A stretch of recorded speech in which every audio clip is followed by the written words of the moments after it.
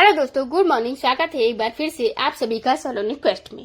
साथियों, आज है 19 जुलाई और आज की वीडियो में हम लोग बात करेंगे 19 जुलाई 2025 के most important daily current affairs के क्वेश्चन के बारे में। पूरी वीडियो ध्यान से देखिएगा और पूरी वीडियो डिटेल से आपको समझाई गई है। जैसा कि अगर वीडियो पसंद आएगी तो इसे लाइक शेयर जरूर करिएगा। चैनल को सब्सक्राइब कर लेना अगर चैनल पर नए आए हो तो। चलिए जैसा कि स्टार्ट करते हैं। हमारा आज का पहला क्वेश्चन है, अंतर्राष्ट्रीय नेल्सन मंडेला दिवस कब मनाया गया? तो ये 18 जुलाई को मनाया जाता है, जैसा कि नेशनल मंडेला दिवस। नेशनल मंडेला दिवस ये नेशनल मंडेला जी की याद में मनाया जाता है। और जैसा कि नेशनल मंडेला जो ये दक्षिण अफ्रीका के पहले लोकतांत्रिक राष्ट्रपति थे, वहां पर लोकतंत्र लाने में इनका एक अहम योगदान रहा है। ये 27 साल तक जेलों में थे। 27 साल तक जेलों में थे। मतलब जेल सोचिए। उसके बाद ये निकले, उसके बाद प्रोटेस्ट करना शुरू किए और उसके बाद ये इनका एक नया जनरेशन नया शुरू हुआ। अब जैसे कि आगे चलकर ये राष्ट्रपति भी बने, दक्षिण अफ्रीका के पहले लोकतांत्रिक राष्ट्रपति बने। मंडेला महात्मा गांधी जी को ये अपना गुरु मानते थे, उन्हीं के आदर्शों का पालन करते थे। और नेशनल मंडेला जो हुए, महात्मा गांधी हुए, ये ऐसे लोग जो दुनिया भर में शांति को बढ़ावा देते हैं और उसके बाद शांति को फैलाते हैं, जैसा कि डिप्लोमेटिक डायलॉग, इन सब चीजों की बात करते हैं। यही वजह है कि ये चीजें आज तक जो है ना सबसे ज्यादा प्रामाणिक मानी जाती हैं। युद्ध किसी चीज का कोई एक रास्ता नहीं होता है। अब यहाँ पर खैर, अब जैसे कि ये है, अब नया जमाना है तो उस ट्रम्प साहब आ चुके हैं। ट्रम्प की तरह जैसे पुतिन का हो गया, नेतन्याहू का, ये टाइम चल रहा है। यहाँ पर और भी तरीके हैं, डील की जा सकती है। जैसा कि और नेशनल मंडेला की बात करें तो 18 जुलाई 1918 को इनका जन्म हुआ था। रोहिल हला ये इनका असली नाम था। बाद में नेशनल मंडेला पड़ा। 2010 से संयुक्त राष्ट्र महासभा ने घोषणा की कि अब से 18 जुलाई को नेशनल मंडेला के नाम पर यह दिन घोषित किया जाएगा। तो इनको भारत का भी, जैसे कि भारत रत्न मिल चुका है। भारत रत्न 1990 में मिला था। कब मिला था? 1990 में। भारत का सर्वोच्च नागरिक सम्मान है, जो मोदी जी जो जैसे दूसरे जाते हैं ना अन्य देशों में, तो उनको मिलता है, उन देशों का सर्वोच्च नागरिक सम्मान मिलता है। ऐसे ही नेशनल मंडेला को भी मिला था, जैसा कि भारत का सर्वोच्च नागरिक सम्मान मिला है। अब भारत का सर्वोच्च नागरिक सम्मान कुछ गिने चुने विदेशियों को ही मिला हुआ है, जैसे खान अब्दुल गफ्फार खान है। इसके अलावा अगर ये मदर टेरेसा, जो ये सब कुछ गिने चुने हैं ना जिनको भारत रत्न मिला है, जो विदेशी हैं, जैसा कि नोबेल शांति पुरस्कार भी इनको मिल चुका है 1993 में। ये दोनों ही फैक्ट्स पूछे जाते हैं, आपको याद रखना है। चलिए एक बार हम इस बार जैसा कि जुलाई के दिवस की जो थीम है एंड उसकी डेज है, एक बार रिवाइज कर लेते हैं। 1 जुलाई को जैसा कि राष्ट्रीय चिकित्सक दिवस मनाया जाता है, डॉक्टर विधान चंद राय जी की जयंती और पुण्यतिथि पर। अब यहीं पर अगर बात करें तो 5 जुलाई को अंतर्राष्ट्रीय सहकारिता दिवस मनाते हैं। अगर थीम की बात करें तो cooperative towards a better world through inclusive and sustainable solutions. 6 जुलाई को विश्व ग्रामीण विकास दिवस मनाते हैं। 10 जुलाई को वैश्विक ऊर्जा स्वतंत्रता दिवस मनाया जाता है, जो कि शुरुआत इसकी हुई थी 2006 में। 11 जुलाई को मनाया जाता है विश्व जनसंख्या दिवस। थीम है empowering young people to create the families they want in a fair and hopeful world. 15 जुलाई को विश्व युवा कौशल दिवस मनाया जाता है। थीम है youth empowerment through AI and digital skills. और 17 जुलाई को विश्व अंतर्राष्ट्रीय न्याय दिवस मनाते हैं। शुरुआत हुई थी 17 जुलाई को 1998 से। 18 जुलाई को, जैसे कि मैंने आपको बताया अभी, अंतर्राष्ट्रीय मंडेला दिवस मनाते हैं और शुरुआत 2010 से हुई है इसकी। नेशनल मंडेला की जयंती पर मनाया जाता है। ये प्रमुख जैसे दिवस हैं अभी तक की, जो भी जुलाई महीने के। अब हम बता दें, आगे बढ़ते हैं अगले क्वेश्चन। जुलाई 2025 में किस नदी पर भारत की पहली नदी रो फेरी सेवा शुरू की गई? अब भारत की पहली नदी रो फेरी सेवा ये शुरू की गई है अभी मांडवी नदी पर। मांडवी नदी कहाँ पर पड़ती है? तो ये आपको याद है किसी को? जैसे तो गोवा में। कहाँ होती है ये मांडवी नदी? गोवा में है। गोवा में मांडवी नदी पर भारत की पहली रो फेरी नदी सर्विस या रिवर्स फेरी कहें, रिवर से शुरू होकर के कहाँ पर की गई है। अब रो फेरी जानते हो जैसे कि ऐसे ही होती है, जैसे कि फेरी सर्विस होती है। भारत में पहली बार जो फेरी सर्विस नहीं चलाई जा रही है, ये पहली बार फेरी सर्विस 2017 में ही शुरू की गई थी गुजरात में। लेकिन ये पहली नदी रो फेरी है, ठीक है। तो नदी पर चलने वाली, तो ये बात याद रखना आपको, मुख्यमंत्री प्रमोद सावंत है यहाँ पे, इनके द्वारा शुरू किया गया है। गोवा के मुख्यमंत्री हैं जैसा कि ये। अब मांडवी नदी की बात हो रही है। मांडवी नदी पर भारत की पहली नदी रो फेरी शुरू की गई है। इस बात पर ध्यान देना आप लोग को। पहली रोरो फेरी सेवा जो कि गोधा में गुजरात में 2017 में ही पीएम मोदी ने उद्घाटन कर दिया था। तो गंगोत्री और द्वारका नाम की जो ये नाम यहाँ पर नदी है ना, गंगोत्री और द्वारका, ये नाम की 2 रो फेरी सेवा शुरू की गई है। चुराव नदी द्वीप और रेबंदर को जोड़ेगी। जैसे कि ये गोवा है, आप गोवा की हम बात कर लेते हैं। भारत का सबसे छोटा राज्य है क्षेत्रफल की दृष्टि से, बहुत ही छोटा सा। भारत का सबसे छोटा राज्य है गोवा। पणजी राजधानी है। प्रमोद सावंत बीजेपी पार्टी से सीएम है। गवर्नर पीएस धर्म पिल्लैया अब नहीं है। जैसा कि आप ये गवर्नर चेंज हो चुके हैं, यहाँ के गवर्नर चेंज हो चुके हैं, तो इनका नाम आपको याद रखना है क्या है यहाँ पर। तो ये गवर्नर हो जाएंगे आपके, ये बन गए हैं पी गणपति राजू। ये जो गवर्नर बन चुके हैं, नए बने हैं भी किसके, गोवा के। पीएस श्रीधरन पिल्लई अब नहीं है यहाँ पर, ये आपको याद रखना है। अब ये आपको अपडेट कर दिया हमने। जैसा कि अब यहाँ पर हम बात करें, बाकी आप जिलों की बात करें तो 2 जिले होते हैं। विधानसभा में 40 सीटें होती हैं, 2 राज्यसभा में सीटें जाती हैं यहाँ से, और 2 लोकसभा में और 1 राज्यसभा में, जैसा कि यहाँ से सीटें जाती हैं। अंसी नेशनल पार्क है, यहीं पर पड़ता है, बॉर्डर पर है। जैसा कि अंसी नेशनल पार्क, भगवान महावीर वन्यजीव अभ्यारण्य भी यहीं पर है। दाडेलो, दिवालीनाथ, घोड़े मोदनी, ये प्रमुख यहाँ के लोक नृत्य हैं। यहाँ पर मायाम, नेत्रावली, बबलिंग, आरबिल, स्वीट, ये वाटर लेक यहाँ की प्रमुख लेक हैं, झीलें हैं। अगला क्वेश्चन है हमारा, हाल ही में किस राज्य में भारत का पहला डिजिटल नोमाड गांव शुरू हुआ? ये किया गया है भारत का पहला डिजिटल नोमाड गांव, तो ये खुला है सिक्किम में। आप देखो कि जैसे कि हम बता दें, आप हिंदू के आर्टिकल से देख सकते हो, द हिंदू के आर्टिकल में Sikkim Yakten declared India's first digital nomad village. Sikkim का जो याकटेन गांव है, ये याकटेन गांव, इस गांव का नाम याद रखना। याकटेन गांव जो नोमाड सिक्किम पहल के तहत भारत का पहला डिजिटल नोमाड गांव घोषित किया गया है। तो ये देश और दुनिया भर के जैसे कि डिजिटल घुमंतु लेखों के लिए है। ये अस्थायी समुदाय संचालित गंतव्य बनाने की दिशा में कदम है।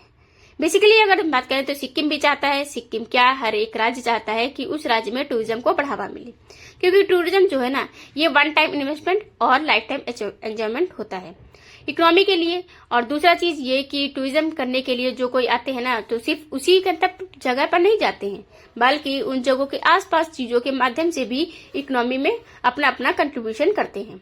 कोई एक व्यक्ति जाएगा कहीं एक जगह घूमने पर, तो बगल में जैसे होटल होगा या रेस्टोरेंट होगा, कुछ भी हो, खाएगा पिएगा, तो वहां पर ट्रैफिक का यूज करेगा एंड आपके ट्रांसपोर्ट सिस्टम का भी यूज करेगा, नॉर्मल सी बात है। तो मतलब ओवरऑल वो इकोनॉमी में चौतरफा आपको कंट्रीब्यूट करता है। तो ये एक बहुत ही अच्छा तरीका है टूरिज्म रेवेन्यू जनरेट करने का, या कहें इकोनॉमी बूस्ट करने का। अब यही वजह है कि दुबई वगैरह देखो इसी पर पूरा डिपेंड रहते हैं। खैर सिक्किम में ये शुरू किया गया है, याद रखना है आपको। याकटेन गांव है, सिक्किम की बात आई है। अब सिक्किम के बारे में जानते हैं। सिक्किम आपको हम बता दें, ये एक छोटा सा राज्य है, यही है सिक्किम। सिक्किम की स्थापना हुई थी 16 मई को 1975 को, जैसा कि हम बता दें। इसमें भारत को, जैसे कि भारत का राज्य बनाया गया था सिक्किम को। सिक्किम भारत का बना था 22वां राज्य, ध्यान रखना 22वां राज्य बना था। और इसके लिए भारतीय संविधान में 36वां संविधान संशोधन किया गया था। 36वां संविधान संशोधन अधिनियम 1975 के तहत इसको ऐड किया गया था भारत में, और भारत का राज्य बनाया गया था। जैसा पहले ये भारत का हिस्सा नहीं था, यहाँ पर राजा का शासन था, ये अलग ही देश था एक तरीके से। प्रेम सिंह तमांग सिक्किम क्रांतिकारी मोर्चा पार्टी से यहाँ के सीएम हैं। गवर्नर हैं ओम प्रकाश माथुर। और यहाँ पर कंचनजंगा नेशनल पार्क है। जैसा कि कंचनजंगा नेशनल पार्क मैंने आपको बताया हुआ है पहले भी कि अभी यूनेस्को की वर्ल्ड हेरिटेज साइट की लिस्ट मैंने आपको बताई थी, तो उसमें बताया था 44 यूनेस्को की वर्ल्ड हेरिटेज साइट है। उसी में जैसा कि 36 उसमें कल्चर है यानी सांस्कृतिक है, 7 उसमें प्राकृतिक है, नेचुरल है जैसा कि, और जैसा कि एक मिक्स्ड कैटेगरी बताई थी। अब मिक्स कैटेगरी में मैंने आपको बताया हुआ कि कंचनजंगा नेशनल पार्क एक मिक्स कैटेगरी में, जैसा कि मिक्स कैटेगरी में आता है। तो ये वर्ल्ड हेरिटेज साइट है। क्या है? कंचनजंगा। तो यूनेस्को की, जैसा कि यूनेस्को लिख दे, हम आपको बता दें कि ये आपको समझ में आ जाएगा। वर्ल्ड हेरिटेज साइट है, मिक्स कैटेगरी की, बहुत इंपॉर्टेंट है, जैसा कि आपको याद रखना होगा। कंचनजंगा के नाम पर वहां पर चोटी भी है, और कंचनजंगा जो पीक है वो भारत में सबसे ऊंची चोटी है। दुनिया की तीसरी सबसे ऊंची चोटी है और भारत में सबसे ऊंची चोटी है। अगर भारत की सबसे ऊंची चोटी पूछा जाएगा तो आपको क्या बताना है? K2 बताना है। केटू गॉडविन ऑस्टिन जो है ये भारत में वर्तमान में पीओके में है, ठीक है, इसीलिए इसे हम लोग भारत की कहते हैं, लेकिन भारत में नहीं है कहते हैं, क्योंकि भारत में अभी सिक्किम वाला कंचनजंगा है। लेकिन जब पीओके जैसा कि हम लोग ले लेंगे तो भारत में दोनों ही क्या कहेंगे, केटू सबसे ऊंची चोटी हो जाएगी। बाकी माउंट एवरेस्ट जो फर्स्ट पर है, आप जानते ही हो ये फर्स्ट है, सेकंड और थर्ड ये 3 चीजें चोटियां हैं जैसा कि ऊंची चोटियां। अब बाकी बात करते हैं अगर हम सिक्किम के बारे में, तो सिक्किम 6 जिले हैं, 32 विधानसभा में सीटें हैं, 1 लोकसभा और 1 राज्यसभा में यहाँ से सीटें जाती हैं। नाथुला, जेलेपला, दर्रे यहाँ के हैं, ये भी बहुत पूछे जाते हैं जैसा कि। और सिक्किम जैसा कि इकलौता भारतीय राज्य से बॉर्डर जो है शेयर करता है वो है पश्चिम बंगाल। पश्चिम बंगाल से केवल बॉर्डर शेयर करता है कौन, भारत में। बाकी ये 3 देशों से बॉर्डर लगाता है, चाइना, भूटान, नेपाल। अब ये जैसा कि कुछ टाइम में जो स्टैटिक्स हैं हम आपको बता दें जैसा कि सिक्किम के थे। अब अगला क्वेश्चन देखते हैं हमारा, जुलाई 2025 में किसको कर्नाटक बैंक का अंतरिम सीईओ नियुक्त किया गया, जैसा कि अब अंतरिम सीईओ नियुक्त किए गए हैं कर्नाटक बैंक के अंतरिम सीईओ अभी बनाए गए हैं राघवेंद्र श्रीनिवास भट्ट जी। अब भट्ट साहब को देखिए बनाया गया है, bank fundamentals are very strong. Karnataka bank new MD जैसा कि एंड अब बता दे सीईओ जैसा कि बोले तो कुछ दिन पहले ही मैंने जैसे आपको क्वेश्चन दिया था, बताया भी था कि कर्नाटक बैंक के जो एमडी, सीईओ और सीएफओ दूसरा जो पद होता है दोनों ने ही इस्तीफा दे दिया था।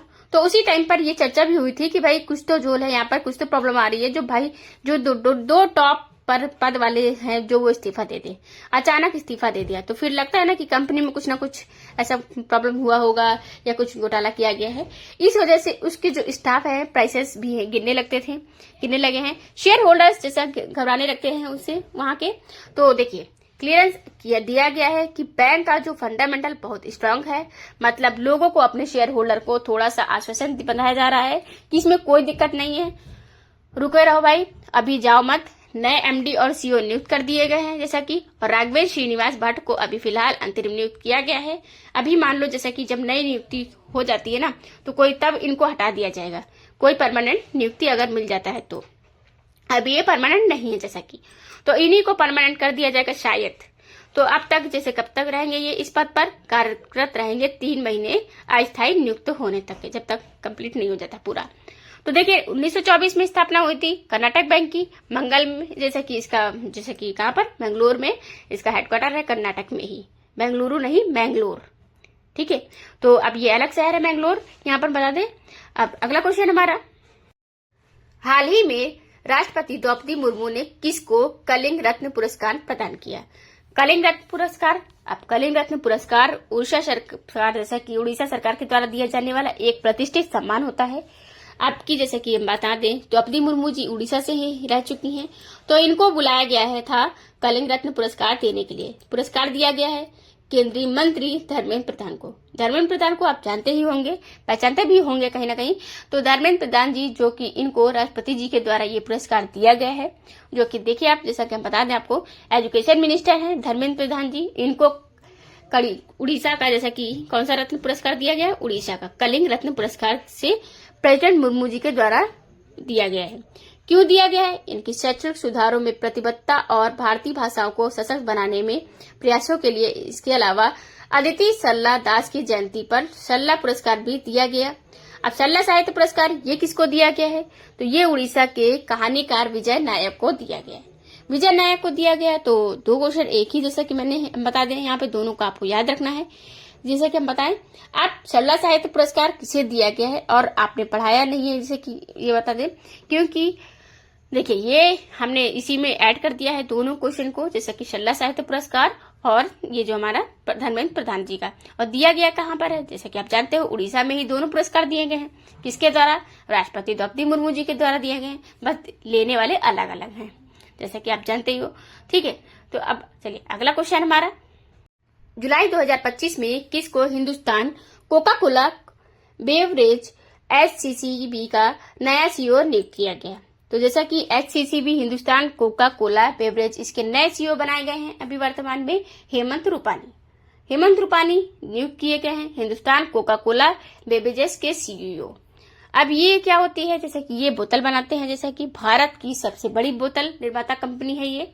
जैसा अब ये जो बोतल बनाती है, आप देखो तो मतलब कि साइज लगभग एक ही टाइप की होती है, थोड़ा बहुत चेंज किए रहते हैं जैसे, तो अलग अलग कंपनियों के लिए अलग अलग टाइप का है, लेकिन लगभग एक ही होता है। तो ये बनाती है एक ही जुबिलेंट भारतीय ने हिंदुस्तान कोका कोला होल्डिंग्स की 40% हिस्सेदारी जो हासिल कर ली है, और फिलहाल हेमंत रूपानी इसके सीईओ बनाए गए हैं। अब अगला क्वेश्चन हमारा, कितने वर्ष की अवधि के लिए केंद्रीय मंत्रिमंडल ने हाल ही में प्रधानमंत्री धन धान्य कृषि योजना को मंजूरी दी?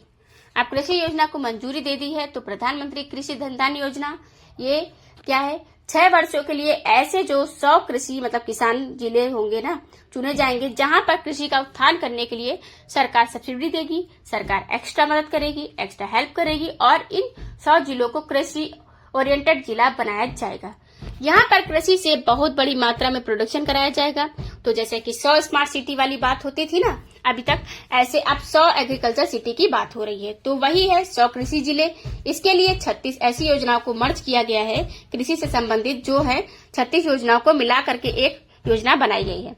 तो उसके तहत 100 ऐसे कृषि जिले चुने गए हैं, जैसे कृषि जिलों का चयन किया गया है। 24,000 करोड़ का बजटीय प्रावधान इसमें किया गया है। प्रति वर्ष के लिए प्रतिवर्ष 24,000 करोड़ खर्च किए जाएंगे, जैसे हर साल 2025-26 से ये शुरू हो रहा है। बहुत इंपॉर्टेंट हो जाता है ये क्वेश्चन, इसको आपको याद रखना होगा। तो कृषि उत्पादकता और फसल विविधीकरण को बढ़ावा देना इसका उद्देश्य है। जैसा कि अगला, national commodity and derivatives exchange NCDEX ने भारत का पहला मौसम डेरिवेटिव बनाने के लिए जो निम्न में से किसके साथ साझेदारी किया? तो ये भारत का पहला मौसम डेरिवेटिव बनाने के लिए किसके साथ साझेदारी किया हुआ है? तो NCDEX जैसा की बात हो रही है, भारत का पहला मौसम डेरिवेटिव बनाने के लिए IMD के साथ समझौता किया गया है, इंडिया मेट्रोलॉजिकल डिपार्टमेंट के साथ, भारत मौसम विभाग के साथ। तो देखो जैसे कि NCDEX जो IMD, ये दोनों पैक्ट साइन किए हैं। अब इंडिया का पहला लॉन्च करेंगे वेदर डेरिवेटिव्स, भारत का पहला मौसम डेरिवेटिव्स लॉन्च करेंगे।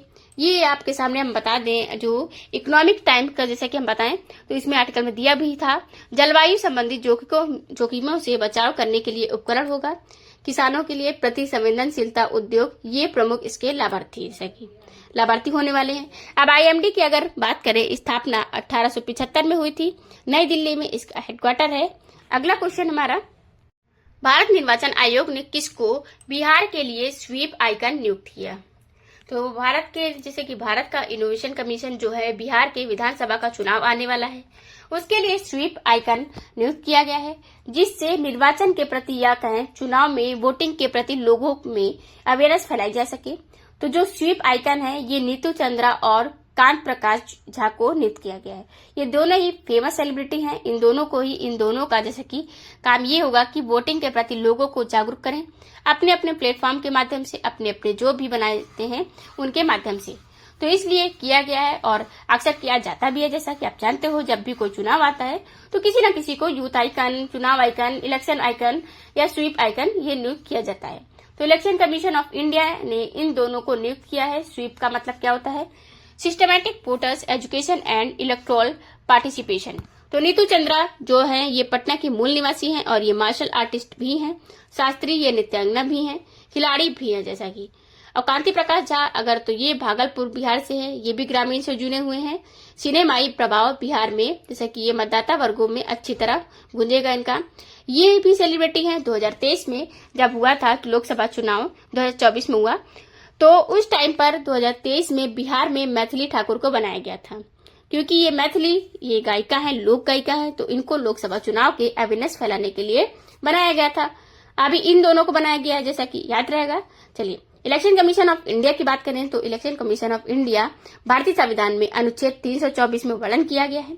ऐसे अनुसार जो भारत में एक चुनाव आयोग होगा, अब वो 3 सदस्य हो गया है। पहले 1993 में पहले केवल 1 सदस्य था, उसमें एक चुनाव आयुक्त होते थे जिसे कहते थे चीफ इलेक्शन कमिश्नर। वर्तमान में चीफ इलेक्शन कमिश्नर कौन है? ज्ञानेश कुमार जी। और ज्ञानेश कुमार, इनका नाम याद रखना, यही पूछे जाएंगे। जैसा कि चीफ इलेक्शन कमिश्नर और इनकी सहायता के लिए 2 इलेक्शन कमिश्नर होते हैं। तो कार्यकाल जैसा कि वगैरह इनका सबका होता रहता है आप सब कुछ ये जैसे कि एलिजिबिलिटी पर डिपेंड करता है वगैरह, बस पोस्ट अलग होती है जैसा कि इनका। चुनाव आयोग के बारे में एक बात और आप याद रखना, चुनाव आयोग की स्थापना कब हुई थी? तो स्थापना इसकी हुई थी 25 जनवरी को, 25 जनवरी 1950 को इसकी स्थापना हुई थी। राष्ट्रीय मतदाता दिवस जैसा कि चुनाव कब मनाया जाता है? 25 जनवरी को ही मनाया जाता है। अब राष्ट्रीय मतदाता दिवस जैसा कि नेशनल वोटर्स डे है, तो ये भी जैसा कि आप जानते हो मतदाता दिवस है, ये भी पूछा जाता है क्वेश्चन, तो ये आपको याद रखना है। अगर बिहार आया है तो बिहार के बारे में रिवीजन करते हैं। पटना इसकी राजधानी है। बिहार अपना बॉर्डर ऊपर नेपाल से शेयर करता है, नीचे उत्तर प्रदेश से जैसा कि इधर, और झारखंड और पश्चिम बंगाल से अपना बॉर्डर शेयर कर रहा है। नीतीश कुमार जी यहाँ के सीएम है। इनकी पार्टी का नाम पूछा जाएगा तो आप बताना है जनता दल यूनाइटेड, GDU जैसा कि ये पार्टी से है। आरिफ मोहम्मद खान यहाँ के गवर्नर हैं। गोगाबिल झील है, सिमरी बख्तियार झील है, जगतपुर झील है, यहाँ पर वाल्मीकि नेशनल पार्क है, भीम बंधु अभ्यारण्य है, राजगीर अभ्यारण्य है, कैमूर अभ्यारण्य है, जाट जटिन डांस, झुमरी डांस, ये प्रमुख डांस है यहाँ के। इसके अलावा गोदना यहाँ की लोक कला होती है। यहाँ पर 38 जिले हैं, ये इम्पोर्टेंट है जैसा कि, और 243 विधानसभा में सीटें जाती हैं यहाँ से, क्योंकि विधानसभा चुनाव है तो विधानसभा सीटें आपसे पूछे भी जाएंगी। 40 लोकसभा में, 16 राज्यसभा में यहाँ से सीटें जाती हैं। अगला क्वेश्चन है हमारा, हाल ही में भारतीय सेना की राम डिवीजन ने कहां पर प्रचंड शक्ति का आयोजन किया? प्रचंड शक्ति जैसा कि अभ्यास भारतीय सेना ने किया है, ये अभ्यास है, इसको मेरठ उत्तर प्रदेश में किया गया है। और भारतीय सेना की राम डिवीजन के द्वारा जैसा कि ये किया गया है। कभी कभी क्या होता है ना कि इंटरनल सिक्योरिटी का खतरा रहता है, आ जाता है, तो इंटरनल जैसा कि अगर कुछ होता है घटनाएं, जैसे कोई दंगा होता है या कुछ ऐसा कोई मान लो जैसे कि आतंकवादी घटनाएं हो गई, तो इसमें कोई आ गया, टेररिस्ट घुस गया, या कहीं पर कोई ऐसी स्थिति में कैसे सेनाओं का जैसे कि अभ्यास करना, क्योंकि बॉर्डर पर तो सेनाएं खड़ी रहेंगी, वो तो वहां पर चलो ठीक है लड़ लेंगी, लेकिन जब इंटरनल ऐसा कोई मैटर हो जाए तो उसके लिए कैसे डील किया जाए, इसके लिए ये अभ्यास हुआ है। तो ये मेरठ में इसलिए हुआ है प्रचंड शक्ति के नाम से एक्सरसाइज, क्योंकि ये खड़गा 4 फील्ड जैसा कि एरिया में आयोजित किया गया है।